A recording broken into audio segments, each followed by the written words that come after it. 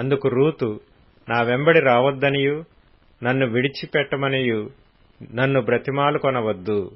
నీవు వెళ్ళు చోటికే నేను వచ్చెదను, నీవు నివసించు చోటనే నేను నివసించెదను. నీ జనమే నా జనము, నీ దేవుడే నా దేవుడు. విన్నారు కదా, ఇక్కడ రూత్ ఏమంటుంది?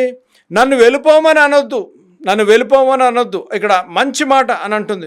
నువ్వు వెళ్ళు చోటకు నేను వచ్చేదను, నీవు నివసించు చోట నేను నివసించేదను, నీ జనులే నా జనులు, నీ దేవుడే నా దేవుడు. దేవుని నామానికి స్తోత్రం కలుగును గాక. చూడండి, నీవు వెళ్ళు చోటకు నేను వెళ్ళేదను, నువ్వు వెళ్ళు, for where you go I will go అనగా రూతుకు అక్కడ ఏం జరిగిందో, ఒక నూతనమైన స్థలము దొరికింది.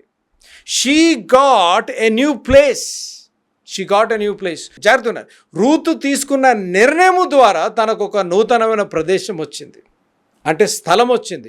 రూత్స్ decision affected her with a new place, with a new place. జాగ్రత్త, ఆర్ ఎ న్యూ ల్యాండ్, ఒక నూతనమైన భూమి అనొచ్చు, లేకపోతే నూతనమైన ల్యాండ్ ఆర్ ప్రదేశం అనవచ్చు. ఎందుకంటుంది అనగా, నువ్వు ఎక్కడికి వెళ్తే నేను అక్కడికి వస్తాను, నువ్వు ఎక్కడుంటే నేను అక్కడ ఉంటాను మనం అనగలగాలి. ప్రభువా, దీన్ని కొంచెం స్పిరిచువలైజ్ చేస్తే, ప్రభువా నువ్వు ఎక్కడ వెళ్ళమంటే నేను అక్కడ వెళ్తాను, ప్రభువా నువ్వు ఎక్కడ సేవ చేయమంటే నేను అక్కడ సేవ చేస్తాను, ప్రభువా నువ్వు ఏది చేయమంటే నేను అది చేస్తాను, ప్రభువా ఐఎమ్ అవైలబుల్, ప్రభువా నన్ను వాడుకో. సేవలో ఉన్నవారు, సేవకు వెళ్ళాలనుకుంటున్న వారు ఈ మాట జాగ్రత్తగా వినాలి. దేవునికి మన తలాంతులు కాదు, దేవునికి మన అవైలబిలిటీ కావాలి. చూడండి, నువ్వు వెళ్ళే ప్రదేశానికి నేను వెళ్తాను, నువ్వు ఉండే దగ్గర నేను ఉంటాను. ఎవరంటారు చెప్పండి? ఈ మధ్యన ఎందుకు వచ్చిందిరా నాయన అత్తతో గొడవ అని అనుకుంటారు. అక్కడ చూడండి, అమ్మ అత్తలతో మాట్లాడుతున్నాను, జాగ్రత్త.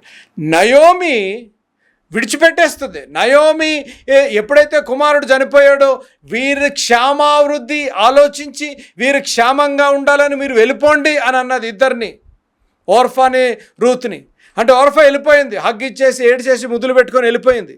రూత్ ఏమంటుంది? నేను ఎక్కడికి వెళ్ళను, నువ్వు ఎక్కడుంటావో నేను అక్కడ ఉంటాను, నువ్వు ఎక్కడికి వెళ్తావో నేను అక్కడికి వస్తాను. అంటే జాగ్రత్త వినాలి, అంటే ఈ నయోమి ఒక అత్త కింద ఒక మాదిరికరమైన జీవితం జీవించింది అన్నమాట. విన్నారు కదా, అత్తలు జాగ్రత్త ఉన్నారు. అత్తలు ఒకప్పుడు డాటర్ ఇన్ లాస్, కోడలైన తర్వాత అత్తలుగా మారారు. కానీ కోడలు ఇంటికి వచ్చినప్పుడు ఏపుకొని తినేస్తారు, బాధ పెట్టేస్తారు, కన్నీరు గార్పిచ్చేస్తారు. విచారకరమైన సంగతి. జాగ్రత్త వినాలి. అమ్మ, నీ కోడలు నువ్వు వేధిస్తుంటే జాగ్రత్త. నువ్వు కూడా ఒకప్పుడు కోడలను మర్చిపోకూడదు.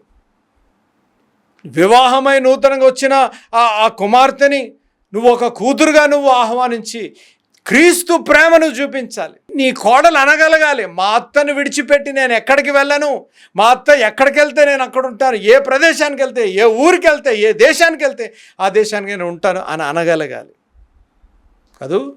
Very rare. రూతు నయోమి అత్త కోడళ్ళ రిలేషన్షిప్ చాలా రేర్. ఎందుకంటే అది అత్త కోడల రిలేషన్షిప్ ఎవరో తప్పించి కొంతమంది ఏంటంటే పచ్చిగడ్డేస్తే బగ్గుమన్న లాగా ఉంటాయి కొన్ని పరిస్థితులు. కాబట్టి మనం గమనించాలి.